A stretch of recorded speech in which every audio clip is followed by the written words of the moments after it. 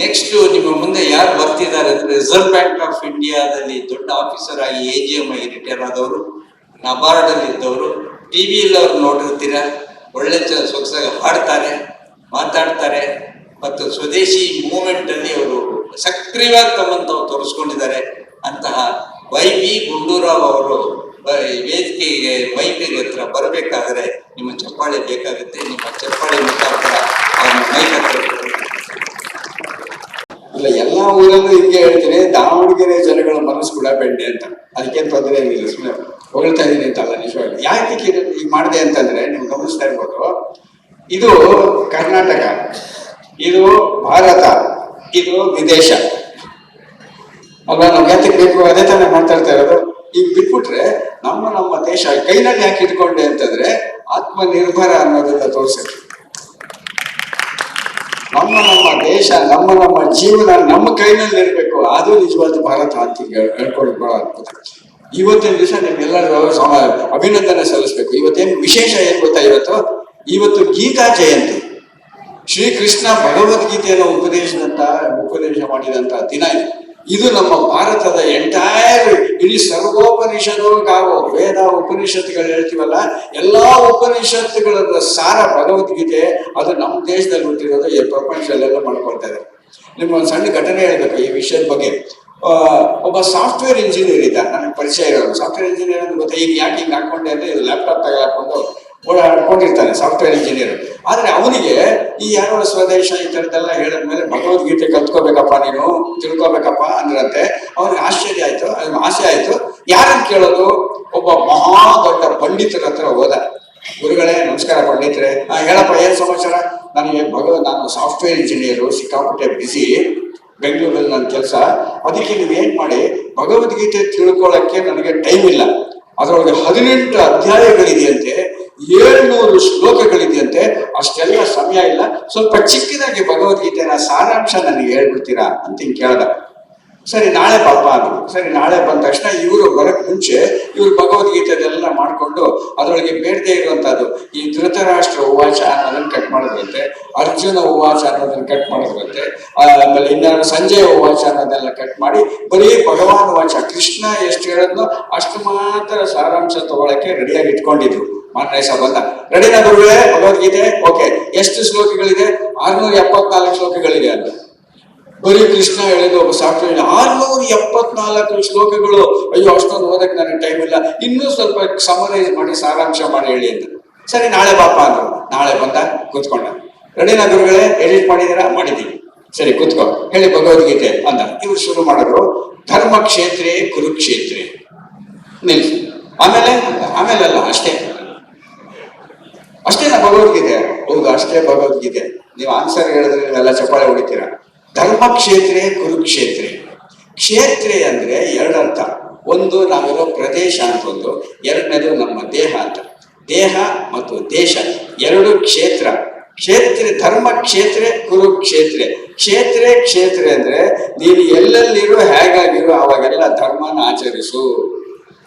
ಇದು ನಮ್ಮ ದೇಶ. ಅದನ್ನೇ ಕೃಷ್ಣ ಭಗವದ್ಗೀತೆಯಲ್ಲಿ ಸ್ವಧರ್ಮೇ ನಿಧನಂ ದೇಹ ಪರಧರ್ಮೋ ಭಯಾವಹ, ಸ್ವಧರ್ಮೇ ನಿಧನಂ ಶ್ರೇಯ ಪರಧರ್ಮೋ ಭಯಾವಹ. ನಮ್ಮ ಧರ್ಮದಲ್ಲಿ ನಾವು ಸತ್ರು ಪರವಾಗಿಲ್ಲ, ಬೇರೆ ಧರ್ಮನ ಆಚರಿಸ್ಕೊಳ್ತಾ ಇರಬಾರ್ದು ಅನ್ನೋದೇ ಇವತ್ತು ನಾವು ಮಾಡ್ತಾ ಇರೋ ಸ್ವದೇಶದ ಸಂದೇಶ. ಆದ್ರೆ ಇವತ್ತೆಲ್ಲ ನಾವು ಬೇರೆ ಕಡೆ ಬೇರೆ ಧರ್ಮದ ಆಕರ್ಷಣೆ ಮಾಡ್ಕೊಳ್ಳೋದು ಬರೀ ಊಟದ ವಿಷಯ ಅಲ್ಲ, ಎಲ್ಲ ತಗೊಳ್ಳಿ. ಫಾರ್ ಎಕ್ಸಾಂಪಲ್ ಎಲ್ಲ ಆಯ್ತಾ, ಕುಟುಂಬ ಇವತ್ತು ಬಹಳ ಮುಖ್ಯವಾದ ವಿಷಯ. ನಿಮ್ಮ ಹತ್ರ ಚರ್ಚೆ ಮಾಡ್ಬೇಕು. ಕುಟುಂಬ, ಸಮಾಜ ಮತ್ತು ದೇಶ ಅಂತ ನಮ್ಮ ಇಡೀ ಜೀವನ ನೋಡಿ. ಪ್ರತಿಯೊಬ್ಬರು ಮನುಷ್ಯರು ಬರೀ ದಾವಣಗೆರೆಯಲ್ಲಿ ಇರೋರು ಅಷ್ಟೇ ಅಲ್ಲ, ಇಡೀ ಪ್ರಪಂಚದಲ್ಲಿ ಇರೋರು ಎಲ್ಲರದ್ದು ಜೀವನ 3 ಸಕಾರಗಳಲ್ಲಿ ನಾವು ನಮ್ಮ ಜೀವನನ ಸಾಗಿಸ್ತಾ ಇರ್ತೀವಿ. 3 ಸಕಾರಗಳು ಯಾವ್ದಪ್ಪ ಅಂದ್ರೆ, ಒಂದು ಸಂಸಾರ, ಎರಡನೇದು ಸಮಾಜ, ಮೂರನೇದು ಸ್ವದೇಶ ಅಲ್ವಾ? ಈ 3 ಬಿಟ್ರೆ ಈ 3ರಲ್ಲೂ ಸಂಸ್ಕಾರ ಇರ್ಬೇಕು ಅನ್ನೋದೇ ಸಂಸ್ಕಾರ ಮಾಡ್ತೀವಿ. ಸಂಸ್ಕಾರ ಅಂದ್ರೆ ಏನು? ನಿಮ್ಗೆ ಆಶ್ಚರ್ಯ ಆಗುತ್ತೆ. ಸಂಸ್ಕಾರ ಅಂತ ಹೇಳ್ತಾ ಇರ್ತೀವಲ್ಲ, ಹಾಗಂದ್ರೆ ಏನು? ಸಂಸ್ಕಾರ ಅಂದ್ರೆ ಏನು? ಸಂಸ್ಕೃತಿ ಅಂದ್ರೆ ಏನು? ಸಂಸ್ಕೃತಿ ಅಂದ್ರೆ ಪ್ರೋಸೆಸ್ ಅಂತ. ಪ್ರೋಸೆಸ್ ಮಾಡೋದು. ನನ್ನ ಕೈ ನೋಡಿ, ಯಾತಕ್ಕೆ ಕೈ ಬಂತು ಅನ್ನೋದಕ್ಕೆ ಆಶ್ಚರ್ಯ ಆಗುತ್ತೆ. ಸಂಸ್ಕರಣೆ ಮಾಡೋದು ಅಂತಂದ್ರೆ, ಈಗ ಸಂಸ್ಕರಣೆ ಮಾಡೋದಕ್ಕೆ 2 ವಿಧ ಇದೆ. ಒಂದು ಜರಡಿ, ಇನ್ನೊಂದು ಮರ ಅಂತ ಕೇಳಿದಿರಲ್ಲ. ಸಂಸ್ಕರಣೆ ಅಂದ್ರೆ ಇವಾಗ ಜರಡಿ ತಗೊಳ್ಳಿ ಫಾರ್ ಎಕ್ಸಾಂಪಲ್. ಜರಡಿನಲ್ಲಿ ನೀವು ಯಾವ್ದಾದ್ರು ಒಂದು ದವಸ ಧಾನ್ಯಗಳನ್ನೆಲ್ಲ ಹಾಕೊಂಡು ಹಾಕ್ಬಿಟ್ಟು ಹಿಂಗೆ ಜಾಲಿಸಿದ್ರೆ ಅದ್ರೊಳಗೆ ಏನಾಗುತ್ತೆ, ಕಸ ಕಡ್ಡಿ ಹುಳ ಹುಪ್ಪಟೆ ಎಲ್ಲ ಅದ್ರ ಮೇಲಿರುತ್ತೆ, ಒಳ್ಳೊಳ್ಳೆ ಫೈನರ್ ಪಾರ್ಟಿಕಲ್ಸ್ ಎಲ್ಲ ಕೆಳಗೆ ಬಿದ್ದೋಗುತ್ತೆ ಅಲ್ವಾ. ಇದು ಒಂದು ಜರಡಿ. ಅಂದ್ರೆ ನಾವು ನಮ್ಮ ವಿಚಾರಗಳನ್ನ ಯಾವ್ದಾದ್ರು ಸ್ವದೇಶ ಯಾವ್ದಾದ್ರು ವಿದೇಶ ಅನ್ನೋದನ್ನೆಲ್ಲ ಜರಡಿನೆಲ್ಲ ಹಾಕಿ ಹಿಂಗೆ ಜಾಲಿಸಿದ್ರೆ ನಮಗೆ ಸಿಗೋದು ಬರೀ ಕಸ ಕಡ್ಡಿ ಅದೆಲ್ಲ ಸಿಗತ್ತೆ. ನಿಜವಾದ ನಮ್ಮತನ ನಮ್ಮ ಸಂಸ್ಕೃತಿ ಎಲ್ಲ ಹೊರಟೋಗತ್ತೆ. ಅದರಿಂದ ಜರಡಿ ಅನ್ನೋದ್ರ ತರ ಯೋಚನೆ ಮಾಡ್ಬಾರ್ದು ನಾವು. ಅಂದ್ರೆ ಅದನ್ನ ತಗೊಳ್ಳಿ ಮರದಲ್ಲಿ ನೀವು ಫುಡ್ ಗ್ರೇಸ್ ದವಸ ಧಾನ್ಯ ಹಾಕ್ಬಿಟ್ಟು ಹಿಂಗ್ ಅಂದ್ರೆ ಅದ್ರೊಳಗೆ ಏನ್ ಉಳಿಯುತ್ತೆ, ಕಸ ಕಡ್ಡಿ ಎಲ್ಲ ತೆಗೆದು ಬಿಸಾಕ್ಬಿಡ್ತೀವಿ, ಫೈನಲ್ ಪಾರ್ಟಿಕಲ್ಸ್ ಮಾತ್ರ ಮರದಲ್ಲಿ ಇರತ್ತಾ? ಹಿಂಗ್ ಅಂತೀವಲ್ಲ, ಅದಕ್ಕೆ ಏನಂತಾರೆ? ಕೇರವಾದ ಅಂತಾರಲ್ಲ, ಅದು ಕನ್ನಡನ ಇಂಗ್ಲಿಷ ಅಲ್ಲ ಮೇಡಮ್, ಇಂಗ್ಲಿಷ್. ಅಂದ್ರೆ ಹಿಂಗ್ ಹಾಕ್ಬಿಟ್ಟು ಟೇಕ್ ಕೇರ್ ಅಂತ, ಬಿ ಕೇರ್ಫುಲ್. ನಮ್ಮ ಸಂಸ್ಕೃತಿ ಹಾರೋಗದೆ ಇರೋಂಗೆ ಕೇರ್ ತಗೊಳ್ಳಿ, ಮೊಳದಲ್ಲಿ ಕೇರ್ ತಗೊಳ್ಳಿ. ಇದು ನಮ್ಮ ದೇಶ ಕಲಿಸ್ತಾ ಇರೋದು ನಮ್ಮ ಮಕ್ಕಳಿಗೆ ಇದು ಚಿಕ್ಕ ವಯಸ್ಸಿನಲ್ಲಿ ನೀವು ಹೇಳ್ಕೊಟ್ಬಿಡಿ.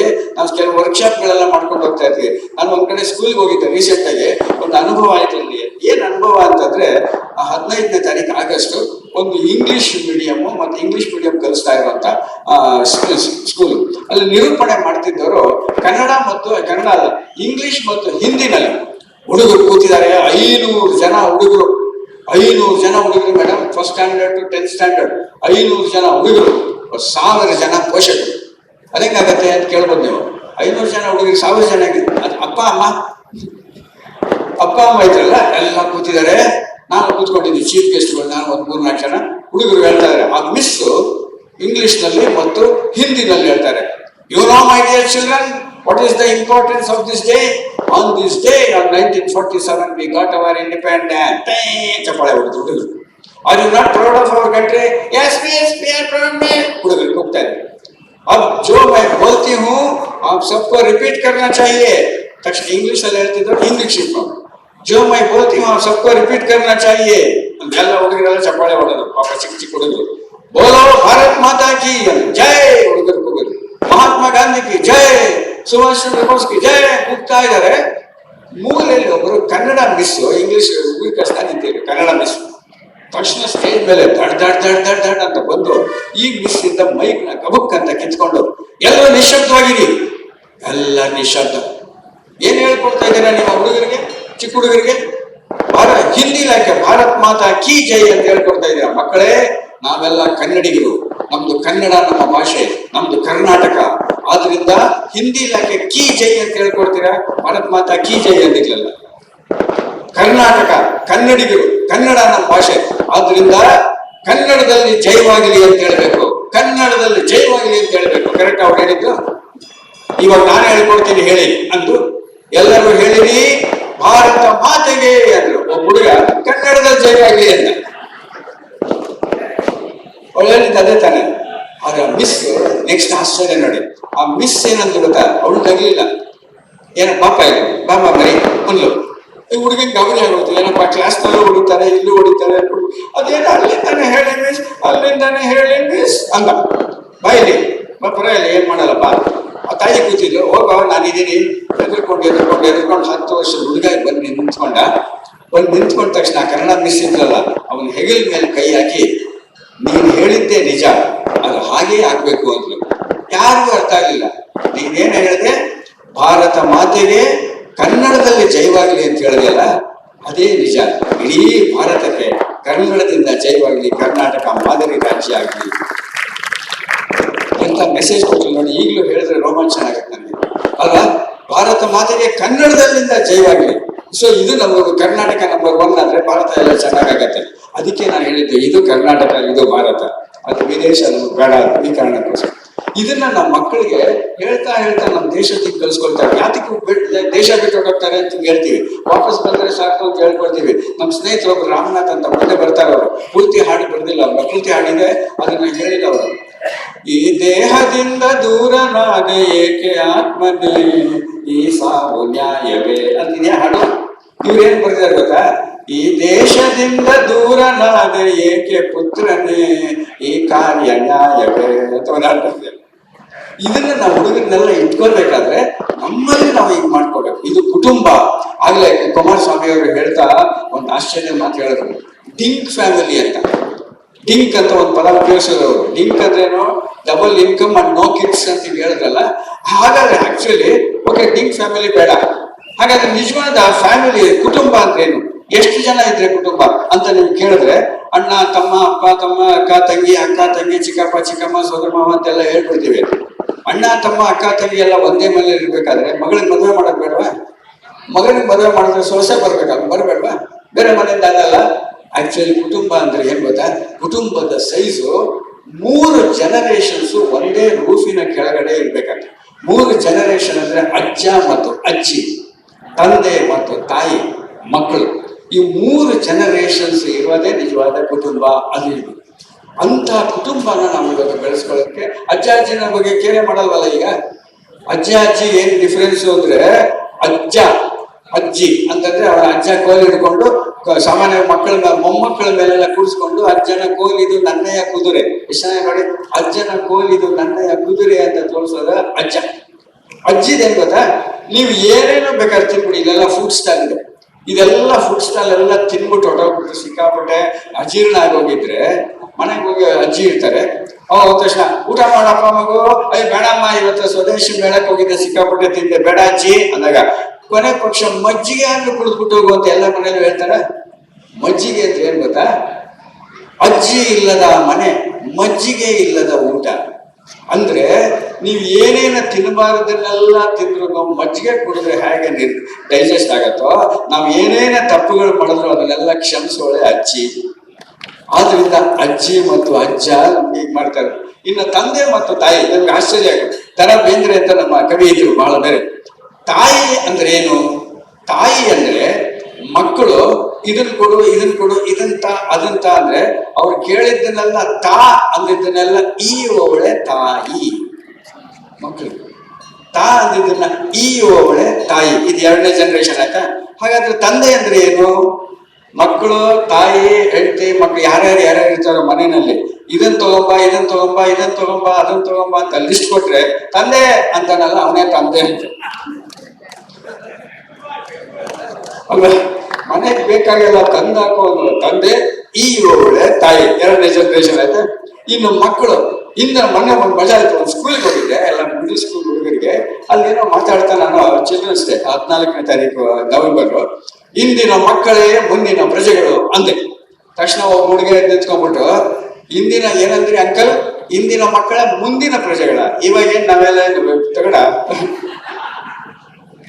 ಆಶ್ಚರ್ಯ ನೋಡಿ. ಹೆಂಗಿದೆ ಆ ಹುಡುಗಗೆ ಸಿಟ್ಟು ಬಂದ್ಬಿಡ್ತು. ನಾವೇ ಇವಾಗ ಏನ್ ನಾವು ಲೆಕ್ಕನೇ ಇಲ್ವಾ, ನಾವು ಮುಂದೆ ಪ್ರಜೆಗಳ, ಈಗಲೂ ನಾವು ಪ್ರಜೆಗಳು ಅಂತ. ಅದು ಅವ್ರ ಮಕ್ಕಳಲ್ಲಿದೆ. ನಾವೇ ಅವ್ರನ್ನ ಬೆಳೆಸಿ ಬೇರೆ ಕಡೆ ಆಸೆ ಕಳಿಸ್ತೀವಿ. ಸೊ ಇಂದಿನ ಮಕ್ಕಳ ಇಂದೂ ಪ್ರಜೆಗಳು, ಮುಂದಿನ ಪ್ರಜೆಗಳು ಅನ್ನೋದನ್ನ ನಾವು 3 ಜನರೇಷನ್ಸ್ ತಗೊಂಡ್ಬರ್ಬೇಕು. ಇದು ಕುಟುಂಬ. ಕುಟುಂಬಕ್ಕೆ ಆಶ್ಚರ್ಯ ಆಯ್ತು. ಇನ್ನ ಸಮಾಜ. ಸಮಾಜ ಅಂದ್ರೆ ನಾವು ಏನ್ ತಪ್ಪು ತಿಳ್ಕೊಂಡಿದ್ವಿ, ಇದೊಂದು ಸಮಾಜ. ಸಮಾಜ ಅಂದ್ರೆ ಅರ್ಥ ಏನ್ ಗೊತ್ತಾ, ನನ್ಗೆ ಪದಗಳನ್ನ ಒಡೆಯೋದ್ರೊಳಗೆ ಇಷ್ಟ. ಸಮಾಜ, ಅಜಗಜಾಂತರ ಅಂತ ಒಂದು ಗಾದೆ ಇದೆ. ಅಜಗಜಾಂತರ. ಅಜ ಅಂದ್ರೇನು ಬೆಗೆ, ಗಜ ಅಂದ್ರೇನು ಆನೆ. ಆನೆ ಅಜ ಗಜ ಅಂತರ ಇಲ್ಲದೆ ಸಮಾಜ. ಜ ಅಂದ್ರೆ ಕ್ಷೇತ್ರ ಅಂತ ಹೇಳಿದಾಗ ಸಮವಾಗಿರೋದು ಜ ಅಂದ್ರೆ ಅಜ, ಇನ್ನೊಂದು ಜ ಅಂದ್ರೆ ಗಜ. ಅಜ ಗಜ ಎರಡನ್ನೂ ಸಮವಾಗಿರೋದೇ ಸಮಾಜ. ಆದ್ರೆ ಅಂದ್ರೆ ಚೇಂಜ್ ಆಗತ್ತಿಲ್ಲ. ನಿಮ್ಗೆಲ್ಲ ಮಹಾಭಾರತ ಗೊತ್ತು. ನಮ್ಮ ದೇಶದ 2 ಕಣ್ಣುಗಳು ರಾಮಾಯಣ, ಮಹಾಭಾರತ. ಇದರ ಬಗ್ಗೆ ಇನ್ನೊಂದು ಸ್ವಲ್ಪ ಹೇಳ್ಬಿಟ್ಟು ನಾನು ನೆಕ್ಸ್ಟ್ ನಮ್ಮ ಸ್ನೇಹಿತರು ಕೊಡ್ತೀನಿ. ಮಹಾಭಾರತದಲ್ಲಿ ಪಾಂಡವರು ಎಷ್ಟು ಜನ? 5 ಜನ. ಯುಧಿಷ್ಠಿರ, ಭೀಮ, ಅರ್ಜುನ, ನಕುಲ, ಸಹದೇವ. ಇವ್ರಿಗೆಲ್ಲ ತಾಯಿ ಕುಂತಿ, ನಿಮ್ಗೆ ಗೊತ್ತು ಕತೆ. ಇವರೆಲ್ಲ ಭಿಕ್ಷೆ ಬೇಡ್ಕೊಂಡು ಬಂದಾರಲ್ಲ, ಪಾಂಡವರು ಸ್ವಲ್ಪ ದಿವಸ ಭಿಕ್ಷೆ ಬೇಡ್ತಿರಲ್ಲ. ಸೊ ಭಿಕ್ಷೆ ಬೇಡ್ಕೊಂಡು ಬಂದ ತಕ್ಷಣ ಎಲ್ಲರೂ ಏನೇನು ಭಿಕ್ಷೆ ತಗೊಂಡ್ಬಿಟ್ಟಿದ್ರೆ ಅದನ್ನೆಲ್ಲ ಅವ್ರ ತಾಯಿ ಮುಂದೆ ಇಟ್ಬಿಡ್ತಾ ಇದ್ರು. ಕುಂತಿ ಅದನ್ನ 2 ಭಾಗ ಮಾಡ್ತಾ ಇದ್ರು. 2 ಭಾಗ ಡಿವೈಡ್ ಮಾಡ್ಬಿಟ್ಟು 50% ಬರೀ ಭೀಮನ್ ಕೊಟ್ಬಿಡ್ತಾ ಇದ್ರು. ಇನ್ನ 50% ಧರ್ಮರಾಯ, ಅರ್ಜುನ, ನಕುಲ, ಸಹದೇವ ಕೊಡ್ತಾ ಇದ್ರು. ಕರೆಕ್ಟಾ? ಇದು ತಾನೇ ಸಿಸ್ಟಮ್. ಅಂದ್ರೆ ಇಲ್ಲಿ ಸಮವಾಗಿ ಇಲ್ಲಿ ನೋಡ್ಕೊಂಡಂಗಾಯ್ತು. ತಾಯಿ ಪಾರ್ಶಿಯಾಲಿಟಿ ಮಾಡ್ದಂಗಾಗ್ಲಿಲ್ಲ. ಭೀಮನಿಗೆ ಮಾತ್ರ ಹೆಚ್ಚು, ಇನ್ನು ಮಿಕ್ದವ್ರಿಗೆಲ್ಲ 4 ಕಡಿಮೆ ಕೊಟ್ಬಿಟ್ರೆ ತಾಯಿ ಹೆಂಗಾಗುತ್ತೆ ಅಂತ ನೀವು ಕೇಳ್ಬೋದು. ಆದ್ರೆ ಆಶ್ಚರ್ಯ ನೋಡಿ, ಅದಲ್ಲ. ಅದೇ ರೀತಿ ಸಮಾಜ ಅಂದ್ರೆ ಇಲ್ಲಿ ಮಿಕ್ಕವರೆಲ್ಲ ಮಹಾ ದೊಡ್ಡ ಸಾಹುಕಾರ ಇರ್ಬೋದು, ಅವ್ರಿಗೆ ಮಾತ್ರ ದೊಡ್ಡ ದೊಡ್ಡ ಬಂಗ್ಲೆ, ಇವ್ರಿಗೆ ಮಾತ್ರ ಕೋಟ್ಯಾಂತರ ರೂಪಾಯಿ ಅಷ್ಟೇ, ಇನ್ನು ಮಿಕ್ಕದವ್ರಿಗೆ ಕೆಲಸನೇ ಇಲ್ಲ, ಇನ್ನು ಮಿಕ್ಕದವ್ರಿಗೆ ಇಲ್ಲ ಅಂದ್ರೆ ಕುಂತಿ ಸಿಸ್ಟಮ್ ಆಯ್ತಲ್ಲ ಇದು. ಆದ್ರೆ ಆಶ್ಚರ್ಯ ಅದಲ್ಲ. ಈಗ ಅಕಸ್ಮಾತ್ ಕುಂತಿ 50% ಭೀಮನ್ ಕೊಟ್ಟು ಇನ್ನ 50% ಧರ್ಮರಾಜ, ಅರ್ಜುನ, ನಕುಲ, ಸಹದೇವನ್ ಕೊಟ್ಟಿದ್ದಿದ್ರೆ ಕೊಳ ಬದಲು ಎಲ್ರಿಗೂ ಈಕ್ವಲ್ ಮಾಡಿ 5 ಭಾಗ ಮಾಡಿ ಎಲ್ರಿಗೂ ಈಕ್ವಲ್ ಮಾಡಿಬಿಟ್ಟಿದ್ರೆ ಏನಾಗ್ತಾ ಇತ್ತು? ಭೀಮನಿಗೆ ಸಾಕಾಗ್ತಾ ಇರ್ಲಿಲ್ಲ, ಸಹದೇವನಿಗೆ ಅಜೀರ್ಣ ಆಗ್ತಾ ಇತ್ತು ಅಲ್ವಾ? ಸಹದೇವನಿಗೆ ಜಾಸ್ತಿ ಆಗ್ಬಿಡ್ತಾ ಇತ್ತು, ಭೀಮನ್ ಪೋಷಣೆ ತಿಂದಿದ್ದಾನೆ, ಇವರೆಲ್ಲ ಆರೋಗ್ಯ ಬರ್ತಾ ಇರಲಿಲ್ಲ, ಅವನಿಗೆ ಸಾಕಾಗ್ತಾ ಇರಲಿಲ್ಲ ಭೀಮನಿಗೆ. ಸೊ ಆದ್ರಿಂದ ಸಮಾಜ ಅಂದ್ರೆ ಎಲ್ರಿಗೂ ಈಕ್ವಲ್ ಕೊಡಕ್ಕಾಗಲ್ಲ, ಕೊಡೋದಲ್ಲ. ಯಾರ್ಯಾರಿಗೆ ಎಷ್ಟೆಷ್ಟು ಬೇಕೋ ಅಷ್ಟು ಕೊಡೋದು, ಬಟ್ ಎಲ್ರಿಗೂ ಕೊಡಬೇಕು ಊಟ. ಯಾರ್ಯಾರಿಗೆ ಅವರು ಡೈಜೆಸ್ಟ್ ಮಾಡ್ಕೊಳ್ಳೋ ಕೆಪಾಸಿಟಿ ಎಷ್ಟಿದೆ ಅಷ್ಟು ಕೊಡಬೇಕು. ಇದು ನಮ್ಮ ಸಮಾಜದ ಪರಿಕಲ್ಪನೆ. ಸಮವಾಗಿ ನೋಡ್ಕೊಳ್ಳೋದು ಅಂತ ಎಲ್ರಿಗೂ ಏನ್ ಬೇಕೋ ಅದನ್ನು ಕೊಡಿ. ಎಲ್ಲರೂ ಡಾಕ್ಟರ್ ಆಗ್ಬೇಕು, ಎಲ್ಲರೂ ಇಂಜಿನಿಯರ್ ಆಗ್ಬೇಕು, ಎಲ್ಲರೂ ಬ್ಯಾಂಕ್ ಮ್ಯಾನೇಜರ್ ಆಗ್ಬೇಕು, ಎಲ್ಲರೂ ಇದು ಆಗ್ಬೇಕು ಅಂತ ಹೇಳಕ್ಕಾಗಲ್ಲ. ಯಾರ್ಯಾರಿಗೆ ಯಾವ್ಯಾವ್ದ್ರಲ್ಲಿ ಇಂಟ್ರೆಸ್ಟ್ ಇದೆಯೋ ಅದ್ರ ಪ್ರಕಾರ ಆಗ್ಬೇಕು. ಆಗ್ಲೇ ಕುಮಾರಸ್ವಾಮಿಗಳು ಹೇಳ್ತಾ ಇದ್ರಲ್ಲ, ಆ ಬ್ಯಾಂಕ್ ಅಲ್ಲಿ ನಾನು ಇದ್ದವರು, ರಿಸರ್ವ್ ಬ್ಯಾಂಕ್ ಮತ್ತು ನಬಾರ್ಡ್ ಅಲ್ಲಿ ಸ್ವಸಹಾಯ ಅಂತ ಸಂಘ ಅಂತ ಹೇಳಿದ್ರಲ್ಲ, ಅಲ್ಲಿ EDP ಆಂಧ್ರಪ್ರದೇಶ ಸ್ವಂತ ಉದ್ಯೋಗ ಆ ತರಬೇತಿ ಕೊಡುವಂತ ಕೆಲಸ ನಾವು ಸ್ವಂತ ಉದ್ಯೋಗದಲ್ಲಿ ಮಾಡ್ಬೇಕಾದ್ರೆ ಏನ್ ಬೇಕಾದ್ರೂ ಯಾವ್ಯಾವ ಉದ್ಯೋಗದಲ್ಲಿ ಆಸಕ್ತಿ ಇದೆಯೋ ಅದನ್ನ ಅವರು ಕೊಟ್ಟಿಗೆ ಮಾಡೋದೇ ಸಮಾಜ. ಇನ್ನು ಕೊನೆಯದಾಗಿ ದೇಶದ ವಿಷಯಕ್ಕೆ ಬರೋಣ. ನಿಮ್ಗೆಲ್ಲ ಇದು ಮಹಾಭಾರತದ ಕಥೆ ಆಯ್ತು. ರಾಮಾಯಣದ ವಿಷಯಕ್ಕೆ ಬನ್ನಿ ಮೇಡಮ್. ನಿಮ್ಗೆಲ್ಲ ಗೊತ್ತಿರೋ ಹಂಗೆ ರಾಮ ನಾರ್ತ್ ಇಂಡಿಯನ್, ಲಕ್ನೋ, ಅಯೋಧ್ಯೆ. ರಾಮ ಉತ್ತರ ಪ್ರದೇಶದವರು, ಆಂಜನೇಯ ಕರ್ನಾಟಕದವರು. ಹೌದಾ? ಆಂಜನೇಯ ಕರ್ನಾಟಕದವರು, ರಾಮ ಉತ್ತರ ಪ್ರದೇಶದವರು, ಸೌತ್ ಇಂಡಿಯನ್. ಆಶ್ಚರ್ಯ ನೋಡಿ, ಇಡೀ ನಾರ್ತ್ ಇಂಡಿಯಾದಲ್ಲಿ ಹನುಮಾನ್ ಮಂದಿರಗಳು ಜಾಸ್ತಿ, ಇಡೀ ಸೌತ್ ಇಂಡಿಯಾದಲ್ಲಿ ರಾಮ ಮಂದಿರಗಳು ಜಾಸ್ತಿ. ಗಮನಿಸಿರ್ಬೋದು ನೀವು. ಅಂದ್ರೆ ಅರ್ಥ ಏನ್ ಗೊತ್ತಾ? ನೀವು ನಾರ್ತು ನಾನು ಸೌತು ಅನ್ನೋ ಭೇದ ಬೇಡ. ನಾನು ಅಲ್ಲಿರ್ತೀನಿ, ನೀನು ಅಲ್ಲಿರು, ನಾವೆಲ್ಲ ಎಲ್ಲ ಕಡೆ ಇರೋಣ, ನಾವೆಲ್ಲರೂ ಒಂದು ಭಾರತಕ್ಕೆ ಸೇರಿದ್ದೀವಿ ಅಂತ ರಾಮ ಮತ್ತು ಆಂಜನೇಯ ತಿಳಿಸ್ಕೊಳ್ತಾ ಇರೋದೇ ಸಮಗ್ರ ಭಾರತ. ಅದು ಸ್ವದೇಶ. ಅದನ್ನೇ ರಾಮ ಕೂಡ ಹೇಳಿದ್ದು, ಸ್ವಧರ್ಮೆ. ಇನ್ನು ನಮ್ಗೆ ಹೇಳ್ತಾರಲ್ಲ, ಅಹೋ ಜನನಿ ಜನ್ಮಭೂಮಿಶ್ಚ ಸ್ವರ್ಗಾದಪಿ ಗರಿಯಸಿ. ಜನನಿ ಮತ್ತು ಜನ್ಮಭೂಮಿ ಇದೆರಡು ಸ್ವರ್ಗಕ್ಕಿಂತ ಗ್ರೇಟು ಅಂತ ರಾಮ ತೋರಿಸಿದ ಆದರ್ಶ ಪುರುಷೋತ್ತಮ, ಮರ್ಯಾದಾ ಪುರುಷೋತ್ತಮ. ಇನ್ನು ಕೃಷ್ಣನ್ ಮಾಡ್ಕೊಟ್ಟಿದ್ದು ಅದೇ ಕೆಲಸ. ಅದಕ್ಕೆ ಕೃಷ್ಣನ್ ಜಯಂತಿಗೆ ಹೋಗಿ ದ್ವೇಷಗಳೆಲ್ಲ ಯಾರೋ ನಿಮ್ಗೆ ಆಶ್ಚರ್ಯ. ಕೃಷ್ಣನಿಗೂ ದೇಶಭಕ್ತಿಗೂ ಸ್ವದೇಶಕ್ಕೂ ಹೇಗೆ ಲಿಂಕ್ ಇದೆ ಅಂತಂದ್ರೆ, ಎಂಟೈರ್ ಕುರುಕ್ಷೇತ್ರ ಯುದ್ಧದಲ್ಲಿ ರಾಮಾಯಣ ಮತ್ತು ಮಹಾಭಾರತ ನಡೆದಿದ್ದು ಯಾರಿಂದ ಗೊತ್ತಾ? ಇಬ್ರು ವಿದೇಶಿಗಳಿಂದ. ರಾಮಾಯಣ ಮಹಾಭಾರತ ನಡೆದಿದ್ದು ಮೇಡಮ್, ಅನಾಹುತಿಗಳೆಲ್ಲ ನಡೆದಿದ್ದು ಇಬ್ರು ವಿದೇಶಿಗಳು. ಯಾರು ಅಂದ್ರೆ ಆಫ್ಘಾನಿಸ್ತಾನ ಆ ಕಡೆಯಿಂದ ಬಂದವರು. ಒಬ್ಬಳು ಮಂಥರೆ, ಇನ್ನೊಬ್ಬ ಶಕುನಿ. ಇವರು ಬಂದು ನಮ್ಮ ದೇಶದಲ್ಲಿ ಸೇರ್ಕೊಂಡು ಅವಳು ಕೈಕೇಯಿ ತಲೆ ಕೆಡಿಸಿದ್ಲು, ಇವನು ದುರ್ಯೋಧನಾದಿಗಳನ್ನ ತಲೆ ಕೆಡಿಸ್ಬಿಟ್ಟು ನಮ್ಮ ದೇಶದಲ್ಲಿ ಮಾಡ್ತೀವಿ. ಹಾಗೆ ಮಾಡಿಲ್ಲ. ಹಾಗೆ ಬೇರೆ ದೇಶದವ್ರು ಬಂದು ನಮ್ಮ ದೇಶದವ್ರ ಮೇಲೆ ನಮ್ಮನ್ನು ತಲೆ ಬಿತ್ತಿ, ದ್ವೇಷ ಬಿತ್ತಿ, ಬೇರೆ ಎಲ್ಲದನ್ನು ಸೆಳೆದು ನಮ್ಮ ದೇಶನ ಹಾಳು ಮಾಡ್ಕೊಳ್ಳುವಂತ ಶಕ್ತಿಗಳಿದ್ದಾರೆ. ಬಟ್ ಅನ್ಫಾರ್ಚುನೇಟ್ಲಿ ನಮ್ಮಲ್ಲಿ ದುರ್ಯೋಧನಾದಿಗಳು ಅಂತವ್ರು ನಮ್ಮ ದೇಶದವರೇ, ಪ್ಲಸ್ ಕೈಕೇಯಿ ಅಂತವ್ರು ನಮ್ಮ ದೇಶದವರೇ ಇರೋದ್ರಿಂದ ನಾವು ಇಂಥವ್ರ ಜನಗಳ ಬಗ್ಗೆ ಎಚ್ಚರಿಕೆಯಿಂದ ಇರಬೇಕು, ಅಂತವ್ರನ್ನ ದೂರ ಮಾಡಬೇಕು. ದುಷ್ಟ ಶಿಕ್ಷಣ, ಶಿಷ್ಟ ರಕ್ಷಣಾ ಅಂತ ನಾವೆಲ್ಲ ಮಾಡಕ್ ಆಗದೆ ಇರ್ಬೋದು. ದುಷ್ಟ ಶಿಕ್ಷಣ ಅಂದ್ರೆ ಎರಡರ್ಥ. ಒಂದು ಶಿಕ್ಷಣ ಅಂದ್ರೆ ಅವರಿಗೆ ಎಜುಕೇಟ್ ಮಾಡೋದು, ತಿಳಿಸಿ ಹೇಳೋದು. ತಿಳಿಸಿ ಹೇಳಲಿಲ್ಲ ಅಂದ್ರೆ ದುಷ್ಟ ಶಿಕ್ಷಣ ಅಂದ್ರೆ ಪನಿಷ್ ಮಾಡೋದು. ಪನಿಷ್ಮೆಂಟ್ ನಾವು ಮಾಡಕ್ಕಾಗಲ್ಲ, ಯಾಕೆಂದ್ರೆ ಲಾ ಇದೆ, ಕಾನೂನು ಇದೆ. ಆದ್ರೆ ಮೂರನೇದನ್ನ ಏನ್ ಮಾಡ್ಬೋದು ನಾವು ಅಂದ್ರೆ ದುಷ್ಟರಿಂದ ದೂರ ಇರೋದು. ಯಾರ್ಯಾರು ಆ ತರ ಕೇಳ್ಕೊಂಡು ತಲೆ ಕೆಡಿಸ್ಕೊಂಡಿರುವಂತ ನಮ್ಮ ದೇಶದವರೇ ದುರ್ಯೋಧನಾದಿಗಳಿದಾರೋ, ಕೈಕೇಯಿ ಅವರಿದ್ದಾರೋ, ಅವರಿಂದ ನಾವು ದೂರ ಆದರೂ, ಅವರಿಂದ ದೂರ ಮಾಡಿದ್ರೆ ಅವಾಗ ನಮ್ಮ ದೇಶ ಚೆನ್ನಾಗಿ ಆಗತ್ತೆ. ಹಾಗಾಗಿ ಈ 3 ದೇಶಗಳಲ್ಲಿ ನಮಗೆ ಸ್ವಧರ್ಮ. ಇವತ್ತು ಗೀತಾ ಜಯಂತಿ ಆದ್ರಿಂದ ಇಲ್ಲಿ ಕೊನೆಯಲ್ಲಿ ಹೇಳಿ ಕೊನೆಯಲ್ಲಿ ಒಂದು ಹಾಡು ಹೇಳ್ಬಿಟ್ಟು ನಾನು ಮುಗಿಸ್ಬಿಡ್ತೀನಿ. ಈಗ ನಮ್ಮ ದೇಶದಲ್ಲಿ ಈ ಸ್ವಧರ್ಮ, ಸಂಸ್ಕಾರ, ಸಂಸ್ಕೃತಿ ಇದೆಲ್ಲ ನಾಶ ಆಗ್ತಾ ಇದೆ. ಈಗಿನ ಕಾಲದ ಹುಡುಗರಿಗೆ, ಈಗಿನ ಕಾಲದ ಪೀಳಿಗೆ ಜನಗಳಿಗೆ ಇವಾಗ ಯಾವ್ದು ನಮ್ಮ ಧರ್ಮದ ಬಗ್ಗೆ ಆಸೆ ಇಲ್ಲ. ದೇವ್ರನ್ನೇ ನಮ್ಮ ಎಲ್ಲಿಲ್ಲ ದೇವರು ಅಂತ ಹಿಂಗೆಲ್ಲ ಕೇಳ್ತಾರೆ ಅಂತ. ದೇವ್ರಿಗೂ ಇಂಡಿವಿಜುವಲ್ಗೂ ಒಂದು ವ್ಯತ್ಯಾಸ ಹೇಳ್ಬಿಡ್ತೀನಿ ಕೇಳಿ ಮೇಡಮ್. ಇಷ್ಟು ಕಥೆ ಆಯ್ತಾ? ಇನ್ನೊಂದು ಕೊನೆ ಹರಿಕತೆಗೆ ಭಕ್ತ ಪ್ರಹ್ಲಾದನ ಕಥೆ ನಿಮ್ಗೆಲ್ಲ ಗೊತ್ತು. ಅಕಾರ್ಡಿಂಗ್ ಟು ದ ಸ್ಟೋರಿ, ಪ್ರಹ್ಲಾದನಿಗೆ ಎಷ್ಟು ವಯಸ್ಸು? ಒಂದು 9-10 ವರ್ಷ ಇರ್ಬೋದಾ? ಅವನ ತಂದೆ ಹಿರಣ್ಯಕಶಿಪುಗೆ ಎಷ್ಟು ವಯಸ್ಸು? ಒಂದು 40-45 ವರ್ಷ ಇರ್ಬೋದಾ? ನಿಮ್ಗೆ ಕಥೆ ಎಲ್ಲ ಗೊತ್ತು. ವಿಷ ಕುಡಿಸ್ದ, ಆ ಕಡೆಯಿಂದ ತಳಿಸ್ದ, ಆನೆಕಾಲಿಂದ ತಳಿಸ್ದ, ಬೆಟ್ಟದಿಂದ ತಳಿಸ್ದ, ಹಾವಿನ ಕೈಲಿ, ಇದೆಲ್ಲ ಆದ್ಮೇಲೆ ಕೊನೆ ಕ್ಲೈಮ್ಯಾಕ್ಸ್ ಸೀನ್ ಹುಡುಗ ಹಿಂಗಿದಾನೆ, ಅವನು ರೆಟ್ಟೆ ಹಿಡಿದು, ಎಲ್ಲಿರುವನು ನಿನ್ನ ಶ್ರೀಹರಿ? ಈ ಕಂಬದಲ್ಲಿರುವನೇ, ಇಲ್ಲ ಈ ಕಂಬದಲ್ಲಿರುವನೇ, ಇಲ್ಲ ಈ ಕಂಬದಲ್ಲಿರುವನೇ. ಹೌದಾ? ಅದಕ್ಕೆ ಪ್ರಹ್ಲಾದ ಏನ್ ಹೇಳದಂತೆ ಗೊತ್ತಾ? ನನಗೇನು ಕೇಳ್ತೇನೆ, ನೀನ್ ತಾನೇ ಈ ಬಿಲ್ಡಿಂಗ್ ಕಟ್ಸಿದ್ದ? ಇದು ಸ್ವಲ್ಪ ಯೋಚನೆ ಮಾಡಿ. ನೀನ್ ತಾನೇ ಬಿಲ್ಡಿಂಗ್ ಕಟ್ಸಿದ್ದು. ಈ ಬಿಲ್ಡಿಂಗ್ ಕಟ್ಟಿಸುವಾಗ ಯಾವ್ಯಾವ ಗೂಡಲ್ಲಿ ಏನಿರುತ್ತೆ, ಯಾವ್ಯಾವ ಅಲ್ಮೇರಾದಲ್ಲಿ ಏನಿರುತ್ತೆ, ಯಾವ್ಯಾವ ಟೇಬಲ್ ಡ್ರಾಯರ್ ಏನಿರುತ್ತೆ ಅಂತ ಮನೆ ಯಜಮಾನ ಗೊತ್ತಿರ್ಬೇಕು, ಬೇರೆಯವ್ರಿಗೆ ಏನ್ ಗೊತ್ತಿರ್ಬೇಕು. ನಮ್ಮ ಮನೇಲಿ ಕೆಲವು ಗಂಡಂತರ ಮಾಡೋರು ಮನೇಲಿ ಏನ್ ಹೇಳ್ತಾರೆ ಗೊತ್ತಾ, ಅರ್ಜೆಂಟಾಗಿ ಆಫೀಸ್ಗೆ ಹೋಗುವಾಗ ಇಲ್ಲೆಲ್ಲಿ ವಾಚ್ ಎಲ್ಲಿ ಇಟ್ಬಿಟ್ಟೆ ನಾನು, ಮೊಬೈಲ್ ಎಲ್ಲಿ ಇಟ್ಬಿಟ್ಟೆ ನಾನು, ನನ್ನ ಪರ್ಸ್ ಎಲ್ಲಿ ಇಟ್ಬಿಟ್ಟೆ, ಇರೋ ಕಡೆ ಇರಲ್ಲ ಅಂತ ಹೆಂಡತಿ ಮೇಲೆ ರೇಗ್ತಾ ಇರ್ತೀವಿ. ನೀವೇ ಅಲ್ವೇನ್ರಿ ನೆನ್ನೆ ರಾತ್ರಿ 11 ಗಂಟೆಗೆ ಪಾರ್ಟಿ ಇದೆ ಅಂತ ಬಂದು ಎಲ್ಲೆಲ್ಲ ಇಟ್ಬಿಡ್ತೀರಾ? ಅದು ಅವಳ್ಬೇಕಾಗ ಎಲ್ಲಿ ಏನ್ ಇಟ್ಟಿದೀವಿ ಅಂತ ತಿಳ್ಕೊಳ್ಳೋದು ನಮ್ದು ಸ್ವಧರ್ಮ. ಅದು ನಮ್ಗೆ ತಿಳ್ಕೊಬೇಕಾದ್ರು ನಾವು. ಹಾಗಾಗಿ ಅವ್ರು ಕೆಡ್ಸಿದ್ರು, ಇವ್ರ ತಲೆ ಕೆಡ್ಸಿದ್ರು, ಇದನ್ನ ಕೆಡ್ಸಿದ್ರು ಅಂತ ಹೇಳೋ ಬದಲು ನಮ್ಮ ಜವಾಬ್ದಾರಿ ನಾವೇ ತಗೊಂಡು ನಮ್ಮ ಸ್ವದೇಶ ಅಂದ್ರೆ ಸ್ವದೇಹ ಮತ್ತು ಸ್ವದೇಶ, ಇದೆರಡು ದುಡ್ಡಿನ ವಿಷಯ ಬಹಳ ಚೆನ್ನಾಗಿ ಹೇಳಿದ್ರು ಅವರು. 5 ಮಿಲಿಯನ್ 5 ಟ್ರಿಲಿಯನ್ ಇದು ಬಿಲಿಯನ್ ಆಗ್ಬೇಕು ಅಂತಿದೀವಿ ಅಂತ ಹಿಂಗೆಲ್ಲ ಹೇಳಿದ್ರಲ್ಲ. 16ನೇ ಸ್ಥಾನದಲ್ಲಿ ಇದ್ದಿದ್ದೀವಿ, ಇವಾಗ 4ನೇ ಸ್ಥಾನದಲ್ಲಿ ಬಂದಿದ್ದೀವಿ ಅಂತ. ಆಶ್ಚರ್ಯ ಏನ್ ಗೊತ್ತಾ ಮೇಡಮ್? ನಮ್ಮ ದೇಹಕ್ಕೂ ಮತ್ತು ದೇಶಕ್ಕೂ ಒಂದು ಬ್ಲಡ್, ರಕ್ತ ಇಲ್ಲೆಲ್ಲ ಹರಿತಾ ಇದೆ. ಬ್ಲಡ್ ಮತ್ತು ದುಡ್ಡು ಎರಡು ಸರ್ಕ್ಯುಲೇಟ್ ಆಗ್ತಾ ಇರಬೇಕು, ಆಗ್ಲೇ ದೇಹ ಮತ್ತು ದೇಶ ಆರೋಗ್ಯವಾಗಿರುತ್ತೆ. ಇದು ಸೊ ಸಂಸ್ಕಾರ ಸಂಸ್ಕೃತಿ ಇದೆಲ್ಲ ನಮ್ಗೆ ಕಳ್ಕೊಳ್ಳೋದು ಎಲ್ಲಿಂದ? ಒಂದ್ ಮನೆ ಇದೆ, ಒಂದ್ ಮನೆ ಒಂದು 10-12 ಸ್ಕ್ವೇರ್ ಮನೆ. ಆ ಮನೆಯಲ್ಲಿ ಈಗ ಸಂಸ್ಕಾರ ಇಲ್ಲ, ಸಂಸ್ಕೃತಿ ಇಲ್ಲ, ದೇಶದ ಭಕ್ತಿ ಇಲ್ಲ ಅಂತಿಗೆಲ್ಲ ಅಂದ್ರೆ ಎಲ್ಲಿ ಕಳೆದೋಯ್ತದು? ವರಾಂಡದಲ್ಲಿ ಕಳೀತಾ, ಡೈನಿಂಗ್ ಹಾಲ್ ನಲ್ಲಿ ಕಳೀತಾ, ಬೆಡ್ರೂಮ್ ನಲ್ಲಿ ಕಳೀತಾ, ಕಿಚನ್ ನಲ್ಲಿ ಕಳೀತಾ, ಎಲ್ಲಿ ಕಳೀತು ಸಂಸ್ಕಾರ ಅಂದ್ರೆ ಎಲ್ಲಂತ ಗೊತ್ತಾ? ಬಚ್ಚಲ್ ಮನೆಯಲ್ಲಂತ. ದಾವಣಗೆರೆ ಆದ ಸಿಟಿ ಪರವಾಗಿಲ್ಲ, ನಮ್ಮ ದೊಡ್ಡ ದೊಡ್ಡ ಬೆಂಗಳೂರು ಮಯ ಇಂತರ ಸಿಟಿಗಳಲ್ಲೆಲ್ಲ ಬಚ್ಚಲ್ ಮನೆಯಲ್ಲಿ ಹಿಂದಿನ ಕಾಲದಲ್ಲಿ ಹಂಡೆ ಅಂತ ಓದಿತ್ತು. ಆ ಹಂಡೆ ನಮ್ಮ ಸಂಸ್ಕಾರನ, ಸಂಸ್ಕೃತಿನ, ನಮ್ಮ ದೇಶದ ಇದು ಪರಂಪರೆನ ಜ್ಞಾಪಿಸತ್ತಂತೆ. ಆದ್ರೆ ಈಗ ಏನ್ ಮಾಡ್ತೀವಿ? ಬಾಯ್ಲರು, ಸೋಲಾರು, ಗೀಸರು ಇದೆಲ್ಲ ಹೊರ ದೇಶದಿಂದ ಬಂದು ಹಂಡೆಯ ಸಂಸ್ಕೃತಿ ಒಟ್ಟಾಗಿದೆ.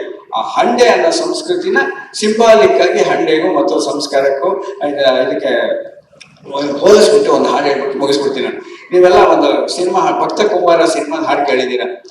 ಕಂಡೆ ಹರಿಯ ಕಂಡೆ ದೇವಾದಿ ದೇವ ಧನುಜಾನಿ ವಂದ್ಯ ಧರಣೀಶನ ದಿವ್ಯ ಚರಣ ಕಮಲ ಯುಗವ ಕಂಡೆ ಹರಿಯ ಕಂಡೆ. ಕೇಳಿದೇವಲ್ವಾ? ಇದು ಈಗ ನಾವು ಮಾತಾಡ್ತಾ ಇದ್ದ ಯಾವ್ದು? ಹಂಡೆ ತಾನೆ. ಹಂಡೆ ಕರಿಯ ಹಂಡೆ, ಹಂಡೆ ಕರಿಯ ಹಂಡೆ, ಮುತ್ತಾತ ತನ್ನ ಮದುವೆಲಿ ಪಡೆದ ಮಣಭಾರಗ, ಭವ್ಯ ಒಡಲ ಬಹಳ ಹಳೆಯ ಹಂಡೆ ಕರಿಯ ಹಂಡೆ. ಮಿಂದು ಬೆಳೆದವು ಮಕ್ಕಳು ಮರಿಗಳು, ಸರಿದು ಹೋದವು ವರ್ಷಾಂತರಗಳು, ದುಷ್ಕಾಲ ಬಂತಲ್ಲ ಕೊಳ್ಳಲು ಸಾಧ್ಯವೇ ಇನ್ನು ಇಂತ ಹಂಡೆ ಕರಿಯ ಹಂಡೆ. ಈ ಹಂಡೆ ತುಂಬ ನೀರನ್ನು ಕುದಿಸಿ, ಮನೆಯ ಎಲ್ಲರಿಗೂ ಎಣ್ಣೆಯ ಲೇಪಿಸಿ, ಮನಸಾರೆ ನೀರನ್ನು ಎರೆಯುವ ನೀರೆಯ ಕೈಯ ಬಳಗಳ ನಾದದ ಇಂಪು, ಪ್ರೀತಿ ಮಮತೆಗಳು ಬೆಸೆದಿನ ಸೊಂಪು, ಮಂದಹಾಸ ಮುಖ ತೃಪ್ತಿ ತಂದ ಸುಖ, ಅಂದಿನ ಸೌಖ್ಯಕ್ಕೆ ಸಾಕ್ಷಿ ಹಂಡೆ ಕರಿಯ ಹಂಡೆ. 30 ಕೊಡ ನೀರು ಹಿಡಿಯುವುದಿ ಹಂಡೆ, 30 ಕೊಡ ನೀರು ಹಿಡಿಯುವುದಿ ಹಂಡೆ, ಮಸಿಗಟ್ಟಿ ಕಪ್ಪಾದ ತಾಮ್ರದ ಹಂಡೆ. ಬಳಸಲು ಯೋಗ್ಯತೆ ನಾವು ಪಡೆದಿಲ್ಲ, ಲೀಟರ್ ಲೆಕ್ಕದ ನೀರಿನ ಬಿಲ್ಲಿನ ಸಂಸ್ಕಾರಕ್ಕೆ ಸೌದೆ ಇಲ್ಲದ ಕಾಲ, ಅದಕ್ಕೆ ನಾವಿಂದು ಬಾಯ್ಲರ್ ಬಳಸೆ ಮೂಲೆಯ ಹಿಡಿದು ಕೂತಿದೆ ನಮ್ಮ ಹಂಡೆ ಕರಿಯ ಹಂಡೆ. ಅಂತ ಒಂದು ತಾಮ್ರದ ಹಂಡೆ ಶತಮಾನಗಳ ಕಾಲದಿಂದ ಬದುಕ್ತಾ ಇದ್ದಿದ್ದು ಸಂಪ್ರದಾಯ ಇರೋದನ್ನ ನಾವು ಮೂಲೆ ಗುಂಪು ಮಾಡೋದು ಬೇಡ. ತಿರ್ಗಾ ಅದನ್ನ ಮೇನ್ ಸ್ಟ್ರೀಮ್ ತಗೊಂಡ್ಬಂದು ನಮ್ಮ ಸಂಸ್ಕಾರ, ನಮ್ಮ ಸಂಸ್ಕೃತಿ, ನಮ್ಮ ಪರಂಪರೆ ಇದನ್ನೆಲ್ಲ ಉಳಿಸ್ಕೊಳ್ಳೋಣ ಅಂತ ಹೇಳಿ ಒಂದು ಬಹಳ ದೊಡ್ಡ ಅದ್ಭುತವಾದ ಅವಕಾಶ ಮಾಡಿಕೊಟ್ಟಿದ್ದು ಎಲ್ರಿಗೂ ವಂದಿಸಿ ನಾನು ಮಾತು ಮುಗಿಸ್ತೀನಿ.